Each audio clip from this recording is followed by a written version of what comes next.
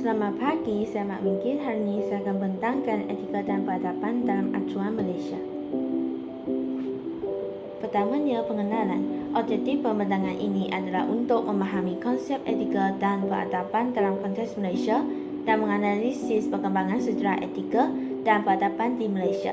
Selain itu, objektif ini juga adalah untuk menjelaskan peranan perlembagaan Malaysia sebagai tapak integrasi dan menghubungkaitkan penghayatan etika dan peradaban dalam kehidupan masyarakat Malaysia.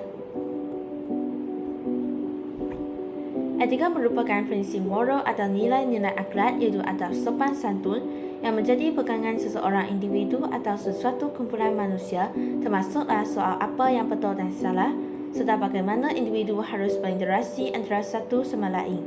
Dalam konteks masyarakat yang berbilang kaum di Malaysia, etika telah memainkan peranan yang amat penting dalam mewujudkan hubungan yang harmoni antara pelbagai etnik yang mempunyai budaya, agama dan nilai yang berbeza. Etika telah menggalakkan toleransi, saling menghormati dan kerjasama dalam menangani isu-isu sosial dan kebudayaan yang telah timbul dalam masyarakat majmuk.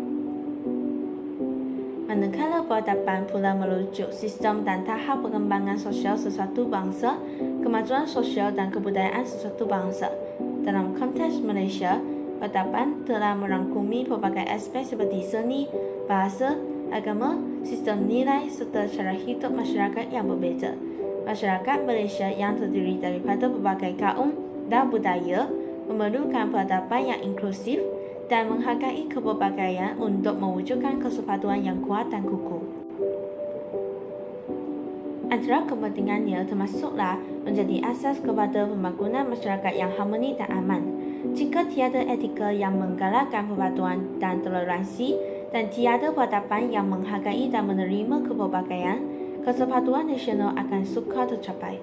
Dalam konteks Malaysia yang terdiri daripada pelbagai etnik, agama dan budaya, semua usaha untuk memantapkan kesatuan nasional memerlukan penglibatan semua lapisan masyarakat dengan memberi penekanan kepada nilai etika yang tinggi dan penghayatan peradaban yang dapat menyatu padukan pelbagai kaum dalam negara ini. Pada zaman pra-kolonial iaitu sebelum 1511, pengaruh Hindu-Buddha iaitu kerajaan awal seperti Langkasuka dan Sriwijaya dipengaruhi oleh konsep Dhamma, Karma dan Ahimsa.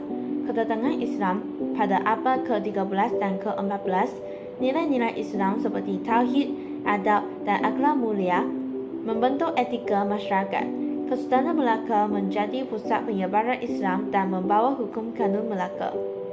Adat Bupati dan adat Temenggung membawa sistem adat mengatur kehidupan masyarakat dan mengandungi prinsip etika dalam hubungan sosial dan undang-undang. Pada zaman kolonial, iaitu 1511 hingga 1957, Portugis, Belanda dan British telah memperkenalkan nilai-nilai baru dan sistem pentadbiran berbeza. Dasar Divide dan Rule, British mengubah struktur sosial politik. Imigrasi kaum Cina dan India membawa nilai-nilai Konfusianisme, Taoisme, Buddhisme dan Hinduisme dalam jumlah lebih besar. Perubahan struktur iaitu kapitalisme dan individualisme kadangkala bercanggah dengan nilai tradisional berasaskan komuniti. Pada zaman pasca kolonial iaitu 1957 hingga kini, Rukun Negara pada tahun 1970 telah menyediakan prinsip panduan etika sebagai tindak balas peristiwa 13 Mei 1969. Dasar ekonomi baru telah menyeimbangkan pembangunan ekonomi dengan keadilan sosial. Islam Adhari dan Wasatiyah iaitu pendekatan moden terhadap Islam yang menekankan kesederhanaan. Wawasan 2020 dan Malaysia Madani telah menggabungkan nilai tradisional dengan aspirasi moden. Sebelum Enlightenment, pemikiran Yunani klasik iaitu Socrates, Plato dan Aristoteles menekankan etika keutamaan, iaitu pembentukan sifat mulia untuk mencapai eudaimonia. Etika Kristian abad pertengahan iaitu S.T. Augustine dan S.T. Thomas Aquinas mengintegrasikan falsafah Yunani dengan ajaran Kristian. Semasa Enlightenment, rasionalisme dan empirisisme menekankan peranan akal dalam etika, perkembangan konsep hak asasi dan autonomi individu. Etika Kantian iaitu imperatif kategorik seperti prinsip etika berdasarkan kewajiban dan niat baik. Utilitarianisme iaitu prinsip kebahagiaan terbesar untuk jumlah terbesar. Selepas Enlightenment iaitu abad ke-19 hingga kini, eksistensialisme iaitu kebebasan tanggungjawab individu dan autenticity. Etika penjagaan yang menekankan hubungan empati dan konteks. Perspektif agama dan kepercayaan. Dalam agama Islam, akhlak dan adab iaitu pembentukan sifat mulia berdasarkan Al-Quran dan Sunnah. Maqasid syariah iaitu perlindungan agama, nyawa, akal, keturunan dan harta. Wasatiyah iaitu kesederhanaan dan keseimbangan. Dalam agama Buddhisme, kami ada 4 kebenaran mulia dan jalan 8 lapis iaitu panduan etika untuk mengatasi penderitaan. Kami juga ada Pancasila iaitu 5 prinsip etika yang asas. Dalam agama Hinduisme, kami ada Dharma iaitu kewajiban moral dan sosial. Kami juga ada Karma iaitu konsep sebab dan akibat moral. Konfusianisme, kami ada 5 kebajikan iaitu Ren, kebaikan, Yi, keadilan, Li, kesopanan, Zhi, kebijaksanaan dan Xin, kesetiaan. Kami juga ada hubungan 5 peringkat iaitu asas etika sosial. Bagi etika kolonial, iaitu beban orang putih sebagai justifikasi moral untuk penjajahan. Kami juga ada etika pasca kolonial iaitu usaha membina sistem etika yang membebaskan diri dari pengaruh kolonial sambil mengekalkan nilai tradisional yang bermakna.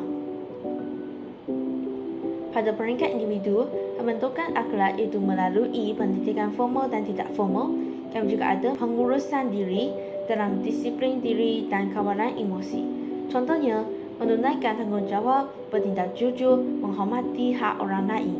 Pada peringkat keluarga, kami ada pemindahan nilai iaitu ibu bapa sebagai model peranan. Kami juga ada komunikasi beretika yang merupakan dialog yang menghormati pendapat semua ahli keluarga. Contohnya, amalan makan bersama, melakukan ibadah bersama dan melibatkan semua dalam keputusan. Pada peringkat komuniti, kami ada kejiranan dan kesukarelawan yang menyumbang untuk membantu yang memerlukan. Dialog antara budaya iaitu aktiviti yang menggalakkan pemahaman antara pelbagai kumpulan etnik. Contohnya, gotong royong, program tuition percuma, rumah terbuka semasa perayaan.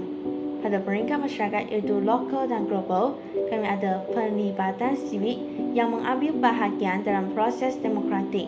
Tanggungjawab korporat iaitu perniagaan yang mengamalkan nilai etika. Contohnya, kempen alam sekitar, program perbantuan kaum dan bantuan kemanusiaan. Dalam sejarah pembentukan, pertamanya, Suruhanjaya pada tahun 1956 ditubuhkan untuk mengubah perlembagaan. Perjanjian Merdeka pada tahun 1957 iaitu kontrak sosial yang menyeimbangkan kepentingan pelbagai kumpulan etnik. Pembentukan Malaysia pada tahun 1963 iaitu perlembagaan dipindah untuk mengakomodasi Sabah, Sarawak dan Singapura. Definisi dan konsepnya adalah dalam undang-undang tertinggi iaitu artikel 41 menyatakan bahawa perlembagaan adalah undang-undang yang tertinggi. Kerangka tapi urus telah menggariskan struktur kerajaan dan hak asasi. Kontrak sosial juga merupakan persetujuan antara pelbagai kumpulan mengenai nilai-nilai asas. Antara peranan perlembagaan dalam membentuk integrasi nasional ialah keseimbangan hak dan tanggungjawab. Hak asasi 5 hingga 13 iaitu melindungi kebebasan hak asasi. Kewarganegaraan pada bahagian ketiga mendefinisikan sesiapa yang menjadi ahli masyarakat Malaysia. Bahasa, agama dan kebudayaan dalam perkara 352 mengiktiraf Islam sebagai agama persekutuan sambil menjamin kebebasan beragama. Selain itu, mekanisme resolusi konflik dan keadilan yaitu sistem keadilan dan sistem kehakiman, yaitu penyelesaian pertikaian yang adil. Pilihan raya memastikan perwakilan politik yang sah. Federalisme membenarkan autonomi serantau tertentu. Nilai-nilai etika dalam perlembagaan, iaitu keadilan sosial, kesamarataan di sisi undang-undang, hormat kepada kepelbagaian, melindungi kepelbagaian agama, bahasa dan budaya, keseimbangan antara hak individu dan kepentingan kolektif, itu mencerminkan prinsip etika Asia.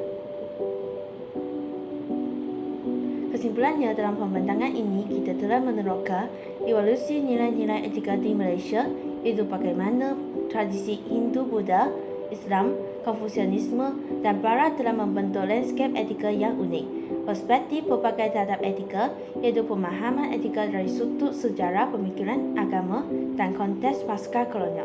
Perlembagaan sebagai kerangka nilai, iaitu peranan perlembagaan persekutuan dalam menyediakan asas etika untuk tabir urus dan penghayatan etika pada pelbagai peringkat, iaitu aplikasi nilai etika dari individu hingga masyarakat global.